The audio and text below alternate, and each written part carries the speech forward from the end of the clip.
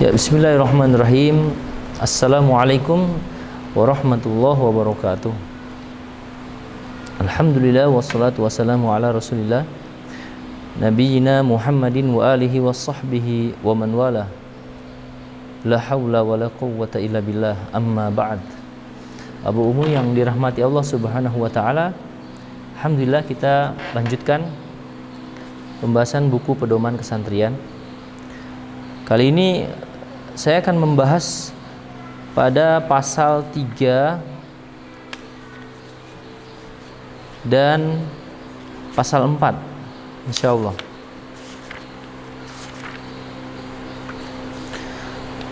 Dan kepada dua pasal tersebut silakan kepada Abu Umu untuk dibuka buku PDF-nya di halaman 5, kemudian halaman 6, 7, 8 seterusnya sampai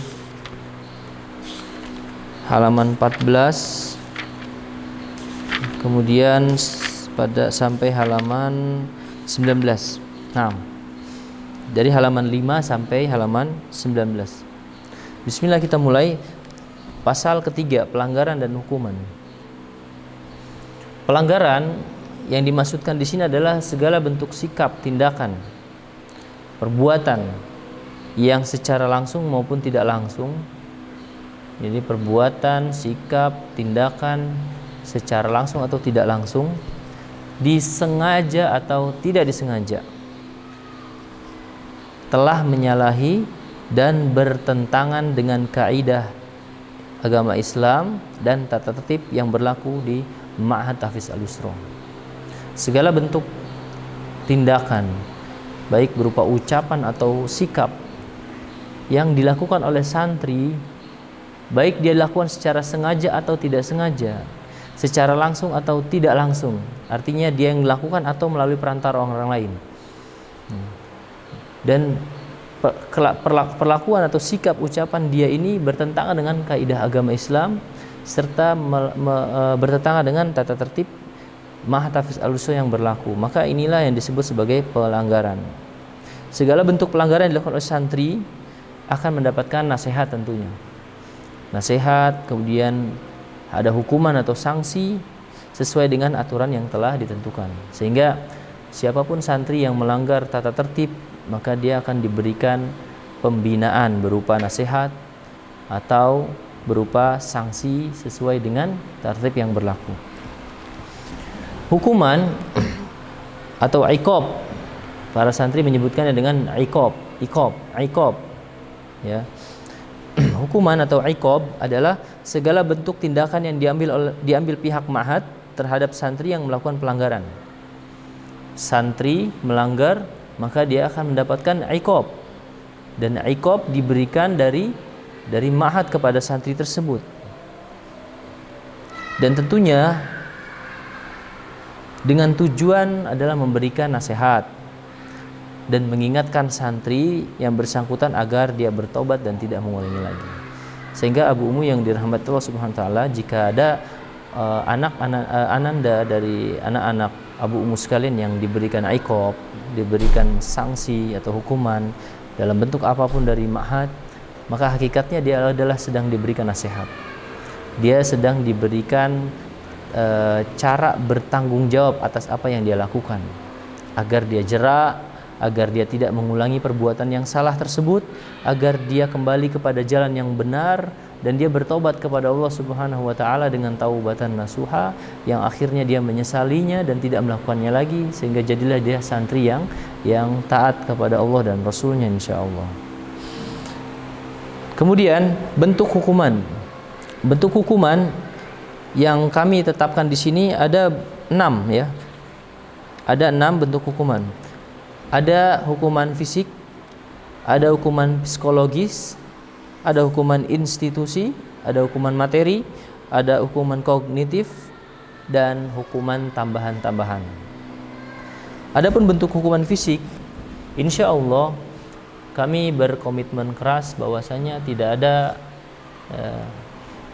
ada bentuk fisik, hukuman fisik yang akan mencederai para santri. apalagi sampai luka-luka besar, ya, atau membahayakan fisik mulai dari kepala sampai ujung kaki, ujung kuku kaki.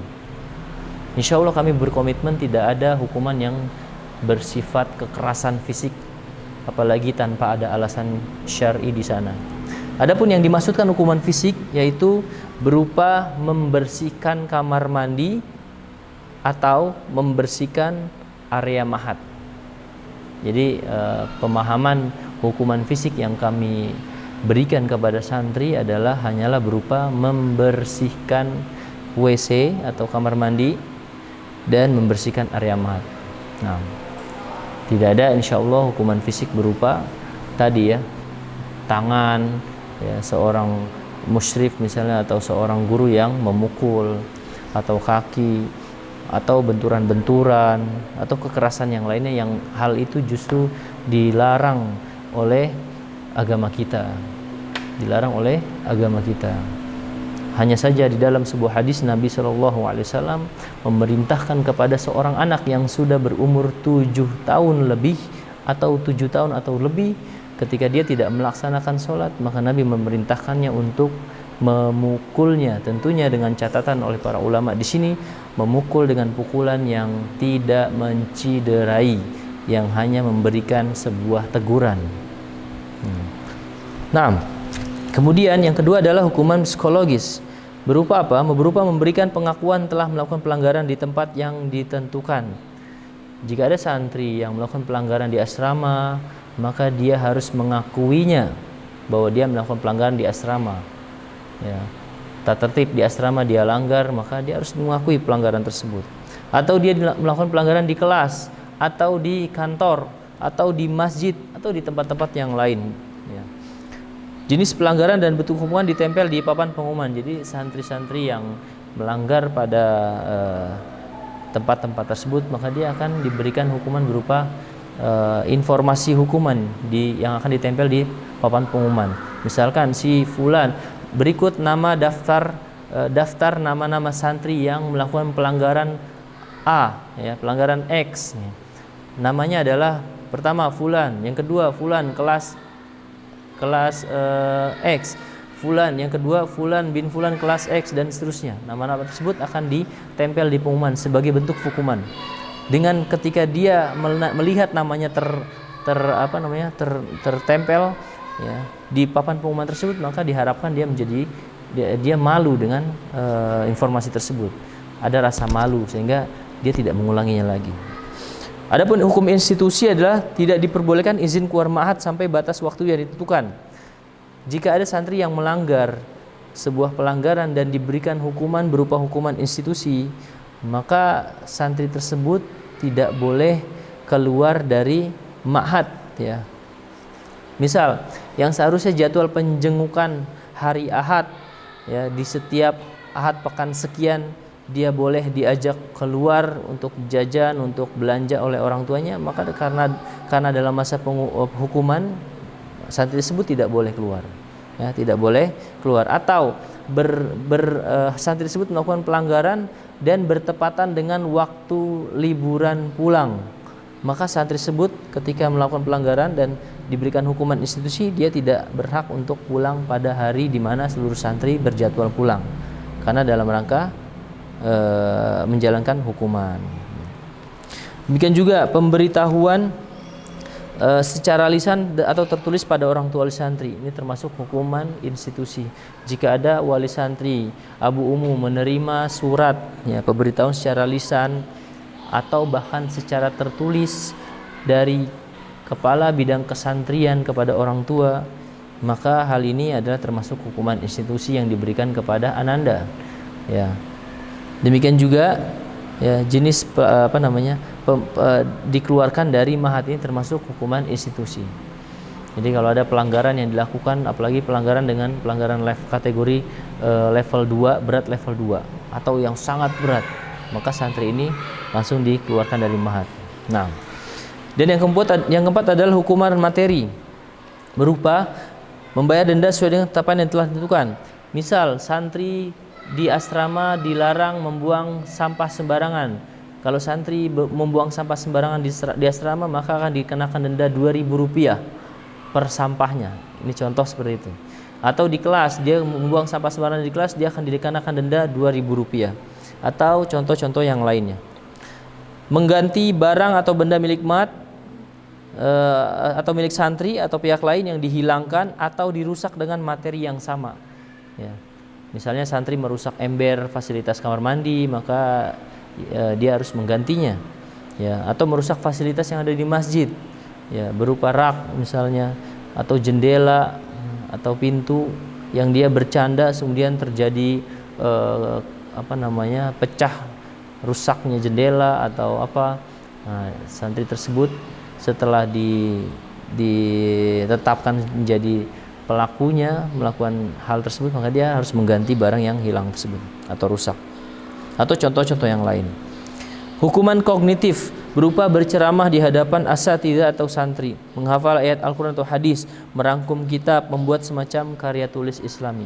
Nah, kemudian hukuman tambahan, misal cukur cepak 2 cm. Abu-umu sekalian rahmatullah subhanahu wa ta'ala, di Mahtafidz Al-Yusra tidak diberlakukan hukuman botak gundul.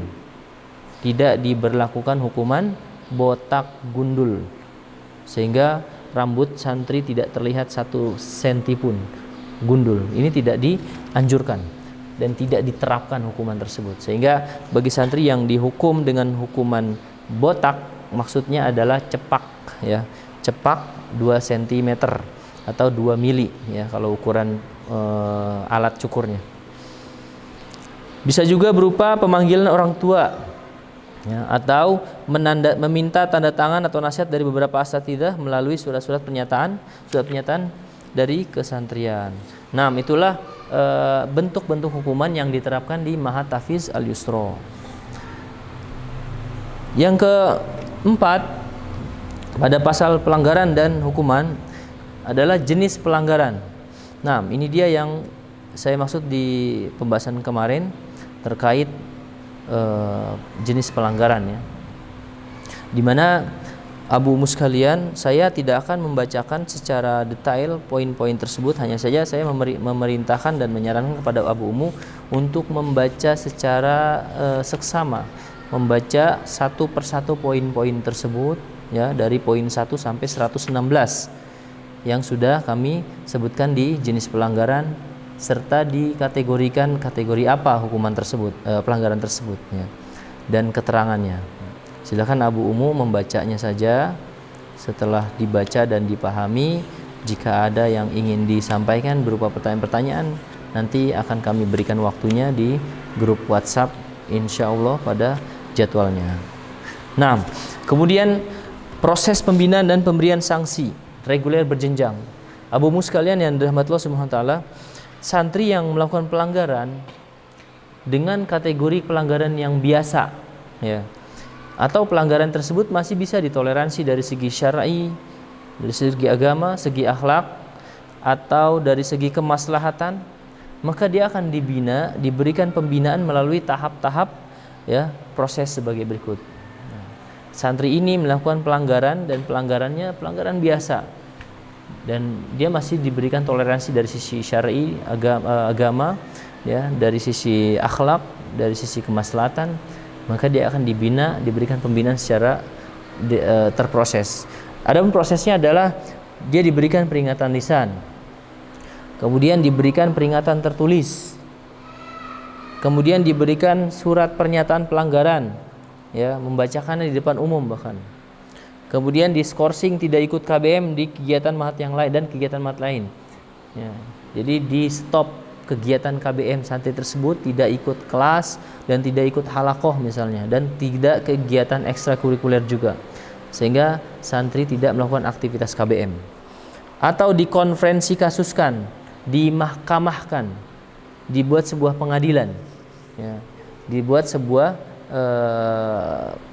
persidangan, di mana di sana santri akan disidang oleh musyrif, kemudian kepala bidang kesantrian dan wali kelas serta orang-orang yang berkepentingan di dalam persidangan tersebut atau dikonferensi kasuskan. Kemudian proses selanjutnya adalah diberikan surat peringatan SP. Ada SP1, ada SP2, dan ada SP3. Sampai 3 kali batas SP. Setelah itu proses selanjutnya adalah orang tua santri yang bersangkutan dipanggil dan diskorsing pulang selama 1 pekan. Sehingga santri yang diskorsing dipanggil orang tuanya dan diskorsing, maka dia tidak akan ikut KBM di Ma'had selama 1 pekan, ya. Kemudian menandatangani, proses selanjutnya adalah menandatangani surat peringatan terakhir, ya. Setelah proses skorsing, ya, proses selanjutnya adalah menandatangani SPT, surat peringatan terakhir, dan yang terakhir tentunya dikembalikan kepada orang tua atau dikeluarkan. Abumu yang dirahmati Allah Subhanahu wa taala, proses pembinaan tersebut dilakukan secara bertahap sesuai dengan prosedurnya, sesuai dengan tahapannya. Maksudnya, jika santri melakukan pelanggaran, maka santri diberikan hukuman atau sanksi sesuai dengan pelanggaran tersebut. Tentunya dia diberikan teguran lisan yang paling pertama oleh para musyrif atau para asatidahnya. Diberikan nasihat, diingatkan, ditegur dengan cara yang baik tentunya. Namun jika santri tersebut masih mengulang kesalahan, pelanggaran-pelanggaran yang dilakukannya, maka dia masuk kepada tahap berikutnya, yaitu proses diberi peringatan secara tertulis. Ma'had akan memberikan peringatan kepada nama santri dengan pelanggaran tersebut, maka dia diberikan peringatan, ya, atau nasihat di dalam surat tersebut. Jika masih melakukan pelanggaran juga, ya, setelah proses kedua ini, maka dia lanjut dengan proses pembinaan yang ketiga.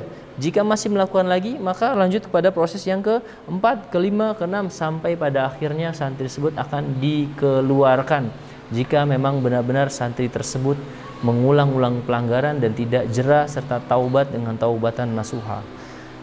Abumu yang dirahmati Allah Subhanahu wa taala, begitulah proses pendidikan.